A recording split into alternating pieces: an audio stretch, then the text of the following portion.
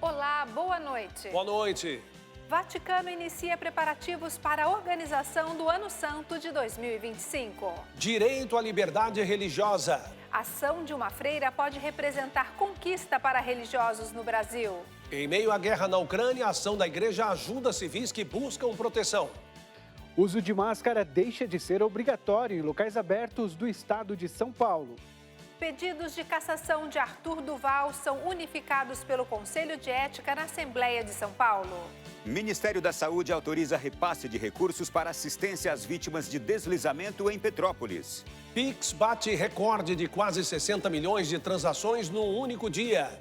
E a estreia amanhã no Brasil do filme sobre a devoção ao Sagrado Coração de Jesus.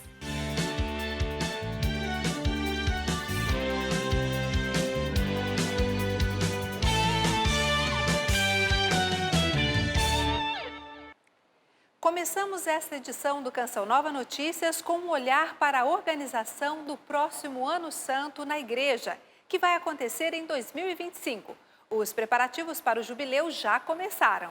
Por meio de uma carta, o Papa Francisco confiou ao arcebispo Rino Fisichella a coordenação e preparação deste grande acontecimento. Peregrinos da Esperança é o tema proposto para este jubileu. Um dos grandes símbolos dos anos jubilares é a Porta Santa. Na Basílica de São Pedro, desde o encerramento do Ano Santo da Misericórdia, a grande porta de bronze permanece fechada. Na parte externa, contemplamos cenas de acontecimentos importantes da história da salvação do povo de Deus, retratadas de maneira exuberante. Já na parte interna da Basílica, a porta se encontra revestida por uma parede de cimento. Em meio à construção também está uma urna, que contém algumas medalhas que indicam o ano jubilar precedente, e um pergaminho, que é um certificado da última abertura e fechamento da Porta Santa, com a assinatura do Papa daquele ano e dos outros celebrantes ali presentes. E como se aproxima o ano jubilar, aqui no Vaticano já começaram os preparativos para a organização do Ano Santo de 2025. O Papa Francisco enviou uma carta ao presidente do Pontifício Conselho para a Promoção da Nova Evangelização, Dom Rino Fisichella, na qual começa a traçar as linhas que irão caracterizar o próximo jubileu. O tema escolhido pelo Papa é Peregrinos da Esperança, um convite para retomar a vivência dessa virtude urgente nos tempos atuais. Conversamos com Dom Fisichella, que nos contou sobre o sentido profundo deste lema escolhido por Francisco. A esperança é uma virtude cristã. São Paulo nos diz que agora temos necessidade de esperança. Acredito que o Papa, depois destes 2 anos de profunda solidão, fragilidade de uma doença que nenhum esperava, quis oferecer este tema da esperança como um convite ao olhar voltado para o futuro. E esta capacidade de confiar é algo que os cristãos trazem consigo junto com a esperança, pois é esta a certeza que vem da fé. Di quella speranza che è la certezza che viene dalla fede. Um outro convite importante para a preparação do jubileu, destacou Fisichella, é se colocar a caminho junto com a Igreja, especialmente porque peregrinar é uma característica marcante de um ano santo. Ecco, questo a me sembra sia molto significativo. A peregrinação é algo muito significativo, pois estamos a caminho e somos chamados a dar testemunho e ir ao encontro das pessoas. Não é um percurso que se faz sozinho, mas sempre em companhia. E com este tema do jubileu, temos que ter claro que somos nós a dar esperança ao mundo, que corre o risco de ser ainda mais órfão e mais pobre. É a peregrinação que nos faz comunidade. O jubileu, por sua natureza, é também composto por alguns sinais, que são poucos, mas que são fortes indicativos e trazem grandes significados. Il primo, lo abbiamo detto, è il pellegrinaggio. O primeiro é a peregrinação, que deve sempre ser acompanhada pela oração, que nos leva a passar pela Porta Santa. E não devemos esquecer que o símbolo da porta é o próprio Jesus, que conduz a uma mudança de vida. Aqui no Vaticano, o fim desse percurso nos leva ao túmulo de Pedro, e ali, através da oração do creio, os peregrinos professam a fé. De Roma para Brasília, Ronaldo da Silva traz a história da conquista de uma religiosa. Vamos saber mais. Boa noite, Ronaldo. Olá, Reinaldo. Olá, Adriana. Boa noite a vocês e boa noite a você de casa que acompanha a Canção Nova. Vamos começar essa nossa participação falando sobre o direito à liberdade religiosa. A Justiça do Mato Grosso concedeu a uma freira a permissão de usar o véu do hábito na foto da carteira de habilitação. O caso pode representar uma conquista para os religiosos do Brasil. Um compromisso de amor, um elo sagrado. A vocação religiosa é uma resposta ao chamado de Deus, e uma das características é o uso do hábito, a veste religiosa, com sua importância pelo significado de desapego e simplicidade. No entanto, esse caminho pode ser repleto de desafios. Muitas pessoas nos olham com um olhar de indiferença. Eles nos olham deixando uma certa distância, ou às vezes até com desprezo. Em fevereiro deste ano, uma freira recebeu da Justiça o direito de manter o seu véu na foto da carteira de habilitação. A religiosa pertence à Ordem das Irmãs Agostinianas, Servas de Jesus e Maria, e para sua congregação, o uso do véu e do hábito é diário e diz respeito à sua liberdade religiosa. A liminar que garante o direito da religiosa de permanecer com o véu no documento foi concedida pela Terceira Vara Especializada da Fazenda Pública de Cuiabá, após a freira entrar com uma ação contra o Departamento Estadual de Trânsito do Mato Grosso. O advogado destaca que esse direito é garantido pela Constituição. Não pode uma norma administrativa, bem como sequer lei federal, se sobrepor ao direito constitucional à liberdade religiosa. É muito importante que o Estado respeite o hábito religioso das freiras, pois certamente o uso do véu não trará nenhum prejuízo para a administração pública. Mas o caso não aconteceu somente em Mato Grosso.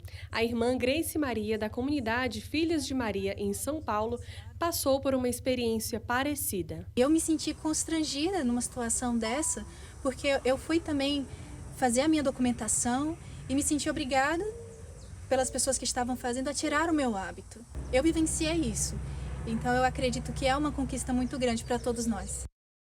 Nós vamos agora saber aqui qual é a questão do Conselho de Ética da Assembleia Legislativa de São Paulo, que iniciou hoje a tramitação do processo contra o deputado Arthur Duval, agora sem partido, por quebra de decoro parlamentar. A ação corre por conta dos áudios vazados com conteúdo pejorativo sobre as mulheres ucranianas. Arthur Duval terá o prazo de 5 dias úteis após ser notificado para apresentar a primeira defesa. As 21 representações contra o deputado foram transformadas em um único processo disciplinar. A pena pode ir de simples advertência até a cassação definitiva do mandato. O governo de São Paulo liberou hoje o uso de máscara em locais abertos. Nossa equipe foi às ruas saber a opinião da população. O decreto dessa liberação foi assinado na tarde desta quarta-feira pelo governador de São Paulo, João Dória. Finalmente, neste primeiro grande passo, retirar as nossas máscaras e trazermos o sorriso de volta. A decisão veio depois da recomendação do Comitê Científico Estadual e diante da queda nos índices de casos, óbitos e internações por Covid-19 e o avanço da vacinação nas últimas semanas. Na prática, não será necessário usar máscara em praças, ruas e parques. Ambientes fechados, como escolas e transporte público, continuam com a obrigatoriedade. Todo indivíduo que tiver sintoma gripal deve continuar usando a máscara. Os imunodeprimidos e as pessoas que têm doenças crônicas que a colocam em situações de risco também têm essa orientação. Diante das altas temperaturas do verão, alguns concordam com a decisão. Muito sol e você fica com aquela respiração, sabe, ofegante, e é horrível. Eu acho bem legal. Mas, mesmo diante dessa liberação do uso de máscara em locais abertos, tem gente na rua que diz que ainda não se sente seguro e vai continuar usando a proteção. Eu tenho problema sério de saúde, se eu contrair esse Covid, eu já era, né? Eu vou continuar. Quando puder, eu vou continuar usando. Na cidade do Rio de Janeiro, o uso de máscaras em locais fechados também foi liberado. Em São Paulo, o governo vai estudar essa liberação total até o final deste mês. Voltamos com notícia internacional. Além dos sons da guerra, uma orquestra toca em plena praça de Kiev. Em meio às dificuldades causadas pela destruição de cidades ucranianas, A ação da igreja tem levado alívio para os civis que buscam proteção. Na Ucrânia, a abertura dos corredores humanitários facilita a saída daqueles que fogem da guerra. Até agora, mais de 2 milhões de pessoas saíram pelas fronteiras do país. Quem não consegue sair é acolhido pela igreja, a maioria mulheres e crianças. Muitas paróquias atuam com o auxílio da Caritas, da Ajuda à Igreja que Sofre e de diversas frentes católicas no país. Os cardeais enviados pelo Papa Francisco já estão nas fronteiras da Ucrânia, entre a Polônia e a Hungria, e vão visitar centros de acolhimento aos refugiados e levar ajuda aos necessitados em território ucraniano. Entre os que ainda permanecem, a esperança de pôr fim à guerra ressoa nas notas da Orquestra Sinfônica Clássica de Kiev.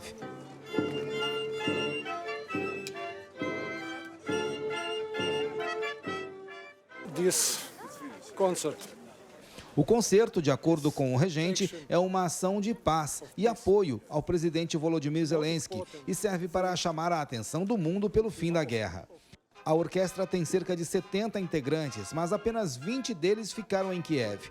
Os músicos tocaram os hinos da Ucrânia e da União Europeia, além de outras peças. O concerto ao ar livre, chamado de Free Sky, foi transmitido ao vivo por canais de TV ucranianos.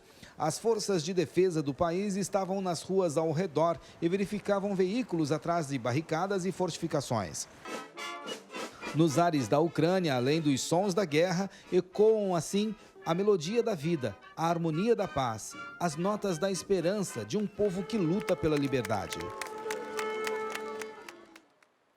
Em meio às bombas, a música que revigora e transmite a esperança.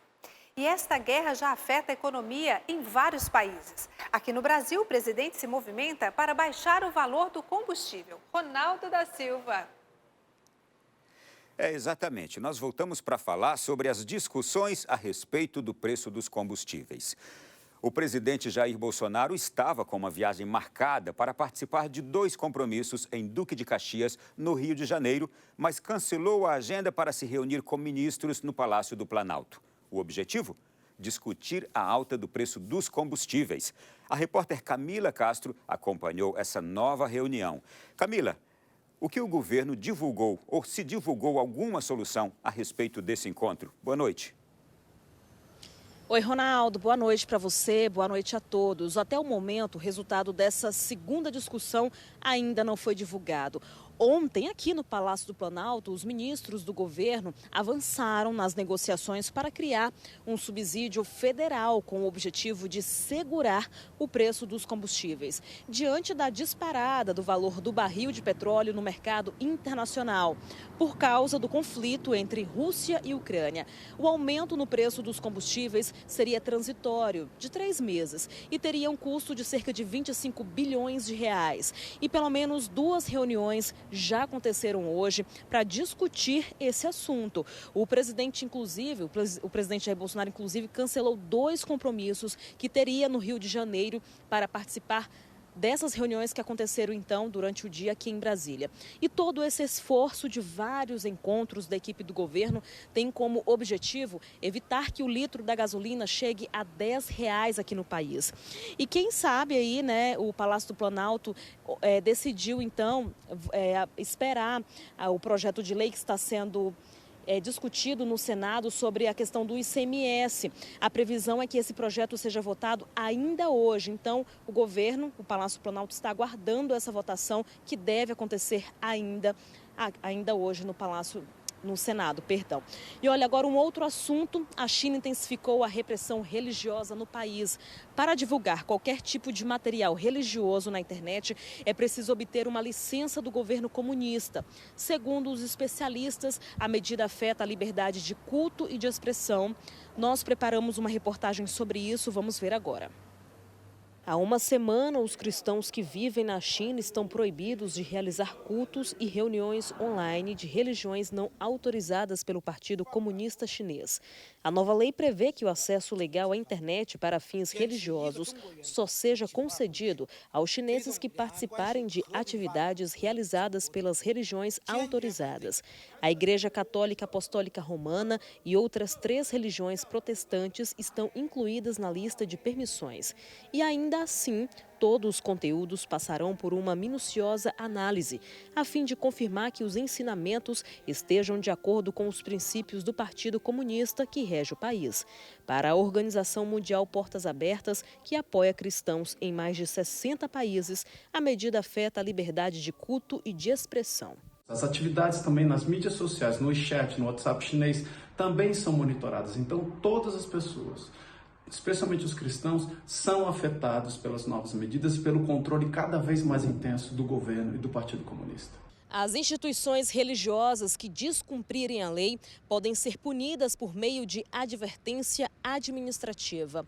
A organização Portas Abertas estima que na China tenha cerca de 96 milhões de cristãos. Mas como a maioria das igrejas trabalham de forma anônima, esse número pode ser muito maior. Em muitas regiões, o governo chinês tem obrigado os professores a assinarem um compromisso de ateísmo. Uma das medidas mais extremas do Partido Comunista é a destruição de símbolos religiosos. Só na primeira metade de 2020, mais de 900 cruzes foram removidas de igrejas do país. E toda essa repressão atrapalha as reuniões religiosas, inclusive pela internet. Os líderes cristãos orientaram aos seus liderados que tem algum conteúdo cristão publicado que tirassem, salvassem tudo para não se perder o conteúdo, o legado, e deletassem tudo, tanto de sites, blogs, quanto mídias sociais. Então, com certeza, os encontros virtuais serão afetados. A Organização Mundial Portas Abertas divulgou em janeiro a Lista Mundial da Perseguição 2022. De acordo com o levantamento, as nações da Ásia e da África são as que mais perseguem cristãos. Afeganistão, Coreia do Norte, Somália, Líbia também aparecem nas primeiras posições. O Brasil não está na lista. E a cidade de Petrópolis, no Rio de Janeiro, recebeu mais R$1 milhão para ações de vigilância em saúde. Os recursos devem ser utilizados na prevenção de possíveis epidemias. R$1.040.000 devem ser utilizados na prevenção de possíveis epidemias causadas pela situação de emergência. Os deslizamentos deixam mais de 900 pessoas desabrigadas e provocou danos nas redes de água e esgoto. O valor corresponde ao piso fixo de vigilância em saúde do ano de 2022 e sairá dos cofres do Fundo Nacional de Saúde. Petrópolis também recebeu recursos federais do Ministério do Desenvolvimento Regional, que já somam mais de R$6.200.000. Famílias que perderam tudo agora estão em busca de um lugar para morar. Parte delas conta com a ajuda de um aluguel social da Prefeitura. O temporal do dia 15 de fevereiro deixou 233 pessoas mortas. Outras 4 ainda estão desaparecidas. A gente fica por aqui com essa participação direto de Brasília. Eu volto com vocês aí no estúdio. Boa noite.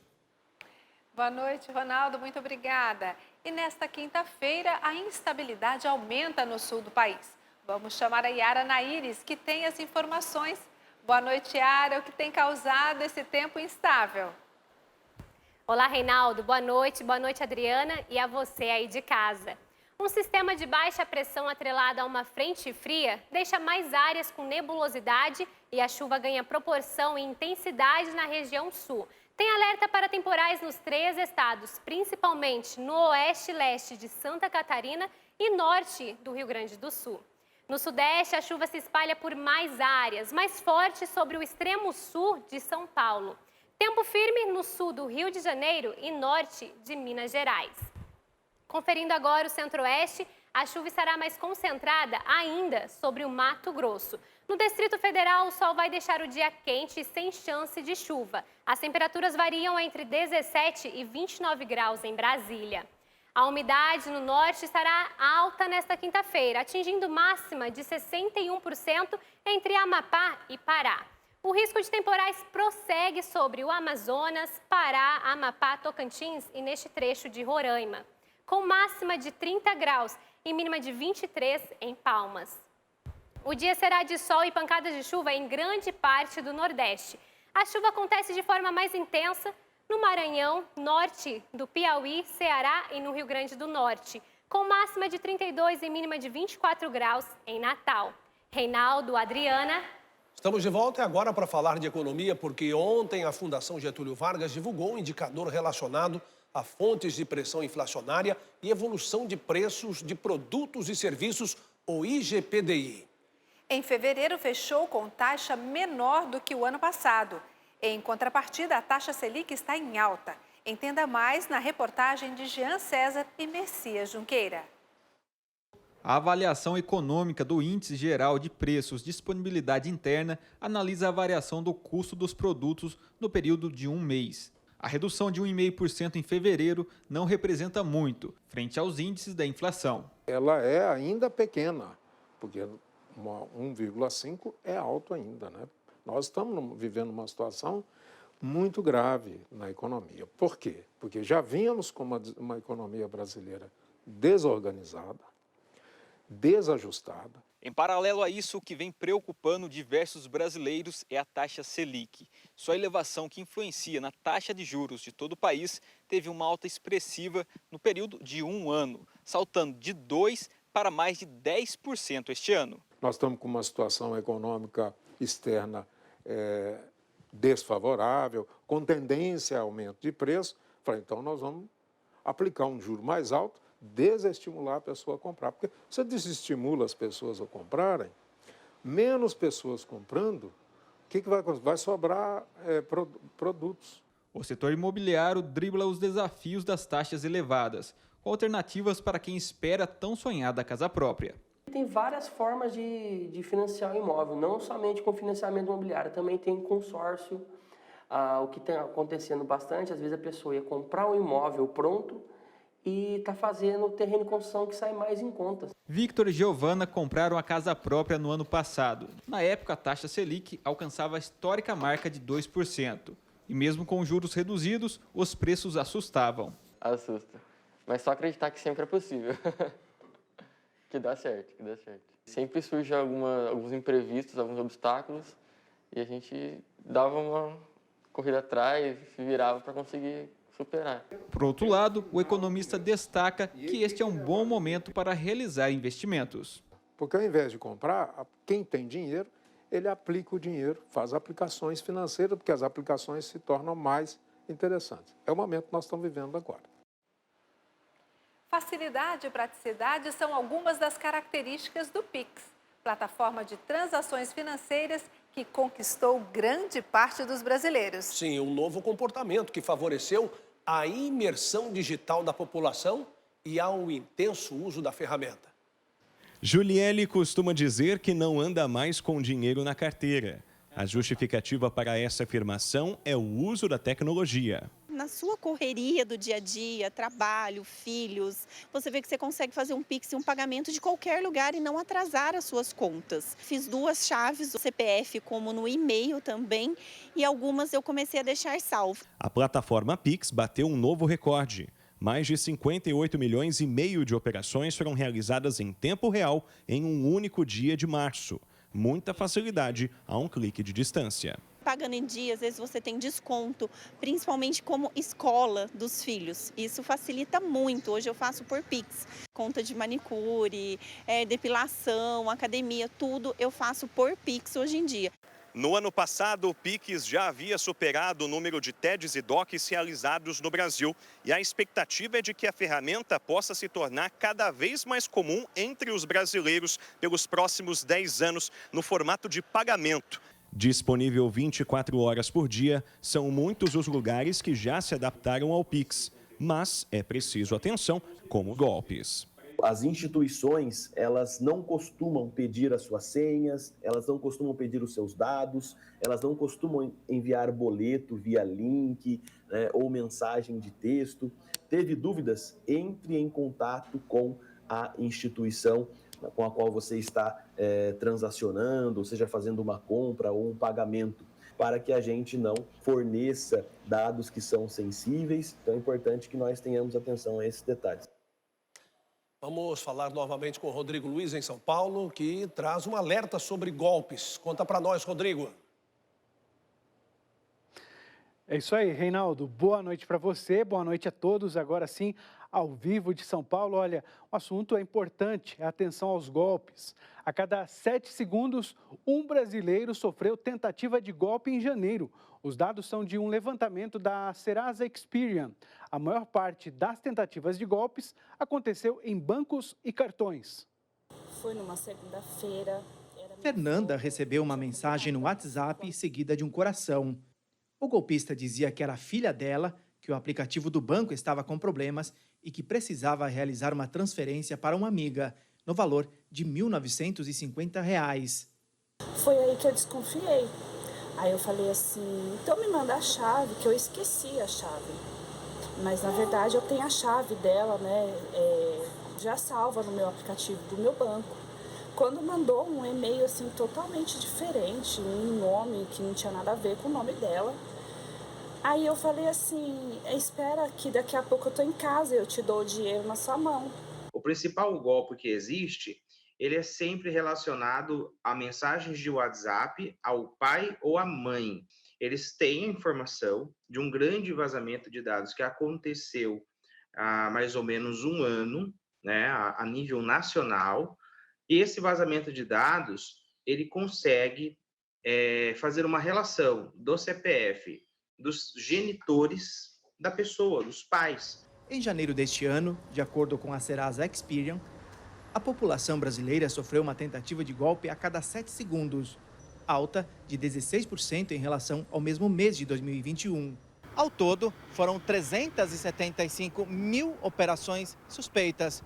O levantamento mostrou que a maior parte dos golpes digitais aconteceu em bancos e cartões, com 210 mil ataques. 36% das tentativas de golpes foram direcionadas a pessoas com idade entre 36 e 50 anos. Como consumidor, é bastante importante você tomar cuidado com os seus dados pessoais, especialmente os seus dados de bancos e cartões. É importante cuidar aonde, em que lojas virtuais você visita, onde você coloca suas informações. CPFs também estão na mira de criminosos. O documento é alvo de ataques a cada 17 segundos. No site do Banco Central, a ferramenta Registrato dá para checar todas as movimentações feitas com o CPF, inclusive as de forma indevida. É uma ferramenta útil que possibilita ao cidadão ter melhor controle da sua vida financeira e acompanhar todos os registros que ele tem junto aos bancos e às demais instituições financeiras. A pandemia mudou muitos hábitos nesses últimos 2 anos. Um deles está relacionado com a compra de produtos usados. Na hora de comprar, você busca produtos novos ou se permite adquirir usados. Há algum tempo, o guarda-roupa de Vanessa é cheio de peças compradas em brechós. Porque você encontra peças de qualidade elevada por um preço que cabe no seu bolso. Assim como Vanessa, muita gente vê nesses locais uma boa oportunidade de renovar o armário e fazer circular o que não serve mais. Então, acho que é um conjunto de contextos, contexto de crise econômica, o contexto de comportamento de consumo e o contexto de canais onde a gente consegue distribuir isso, que favoreceu muito esse boom, né, da venda de usados, né, da second hand, que a gente chama, né? Para especialistas, a compra de usados é uma tendência que veio para ficar. Nos últimos 2 anos, esse brechó infantil viu disparar a comercialização de seus produtos e o número de franquias aumentar. A procura também está sendo muito maior, porque as pessoas estão criando essa consciência também de reutilizar as peças. Um levantamento realizado pelo Sebrae revelou um crescimento de quase 50% na abertura de negócios que comercializam produtos de segunda mão no Brasil. Antes da pandemia, Rafaela organizava brechós mensais junto com outras pessoas e precisou recorrer às redes sociais para continuar vendendo. A procura foi tão grande que há 3 meses abriu uma loja física na capital mineira. A procura está sendo muito interessante, as pessoas têm vindo cada vez mais. A gente está com planos aí até o final do ano de abrir mais 2 lojas. Uma tendência em que todos saem ganhando e é sinônimo de oportunidade. Isso é o bacana do brechó, sabe? É essa renovação do que foi usado, do que foi antigo, que se torna novo pelo olhar, pela perspectiva de outra pessoa e pelo uso, claro, também, né? Muito bacana iniciativas como essa, né? Voltamos com vocês, Reinaldo e Adriana, e até daqui a pouco. Um feito que pouca gente consegue: gabaritar a prova de matemática do Enem. Um estudante de 17 anos do interior de Sergipe, que sempre estudou em escola pública, conseguiu essa proeza. Pois é, o jovem que mora na zona rural quer estudar medicina. A conquista foi do Felipe, adolescente de 17 anos, morador da zona rural de Itabaiana, cidade do interior de Sergipe. Ele acertou 44 questões de matemática no Enem. Para ele, não foi sorte, foi preparação. E sempre gostei da matéria, então, de certa forma, eu tive facilidade para ter esse desempenho. Como foi uma coisa que eu sempre gostei, eu sempre estudei muito e, de certa forma, eu tive uma facilidade, né? Você teve alguma questão que te deu mais trabalho de fazer? Teve a questão que justamente foi anulada, porque entre as alternativas dela, ela não tinha uma resposta. E, para mim, naquela prova ali, eu saí da prova sabendo que não ia gabaritar. Aí, por isso que eu levei um susto na hora que eu fui olhar o gabarito extraoficial no outro dia e eu vi que tinha acertado todas. Felipe sempre teve apoio dos pais para se dedicar aos estudos. No último ano do ensino médio, intensificou ainda mais. Eu trabalhava um pouco antes de começar a estudar e no meu ano de preparação eu conversei com meu pai e parei de estudar, de trabalhar, aliás. Então, eu fiquei com o meu tempo totalmente focado nos estudos e, de certa forma, isso foi por conta do discernimento do meu pai e, por isso, eu consegui o apoio deles. Fechar a prova de matemática é um feito para poucos, realmente. Eu já fiquei sabendo que da rede pública foi apenas eu quem conseguiu esse feito na área de matemática, de gabaritar a prova. O aluno, que sempre foi de escola pública, fez 817 pontos no Enem e já escolheu o curso que vai fazer na universidade. Eu quero me matricular no curso de Medicina da Universidade Federal de Sergipe, aqui mesmo do meu estado. Com os pesos da minha faculdade, a minha média fica 817. Eu acho que isso é bem suficiente para conseguir passar no curso que eu quero. Que bom ouvir uma história como essa, né? Defender a vida, comunicar a esperança e os valores da família são assuntos muito importantes que a Canção Nova leva diariamente até a sua casa. Sócios e benfeitores mantêm esta obra que transforma a vida de milhares de famílias. Vejam só, estamos com 28% de nossa meta na campanha do projeto Dai-me Almas neste mês. Acesse clube.cançãonova.com e faça a sua doação. Obrigado por sua generosa contribuição. Olha, agora voltamos com o Rodrigo Luiz, em São Paulo, que tem novidades sobre o lançamento de um filme cristão. Rodrigo, conta para nós. É isso aí, Reinaldo. Olha que bacana, está marcado para amanhã essa estreia. É uma estreia em todo o Brasil de um filme sobre a devoção ao Sagrado Coração de Jesus. O filme Coração Ardente conta a história de Lupe Valdez, uma escritora de sucesso que investiga milagres que envolvem a devoção ao Sagrado Coração de Jesus. Es un documental, una película documental que a través de la ficción, que es la que hago yo, esta historia ficcional te lleva a las partes documentales. Entonces me encanta porque en lo personal a mí los documentales a veces me aburren un poco, pero aquí con la parte ficcional al contrario te atrapa y te lleva, te une al documental padrísimo, super guay. Em meio às buscas, a personagem principal descobre os segredos do seu próprio coração, além de feridas que precisam ser curadas. É de volver a descobrir que Deus não é um ser lejano, um ser indiferente, um ser abstracto, não é algo que uma espécie de juez severo que castiga, ou que nos persigue, ou que nos impõe proibições. É puro amor e nada mais que amor. O filme conta ainda o testemunho de Alicia, que ao fazer a experiência pessoal, decidiu propagar o Sagrado Coração de Jesus em todo o mundo. El que encuentra realmente el corazón de Jesús nunca más puede ser como era. A nivel de nuestra fe, nuestros pecados, nuestra confianza en Dios es una belleza. A produção leva o espectador a conhecer com profundidade essa devoção. E, na verdade, mais do que isso.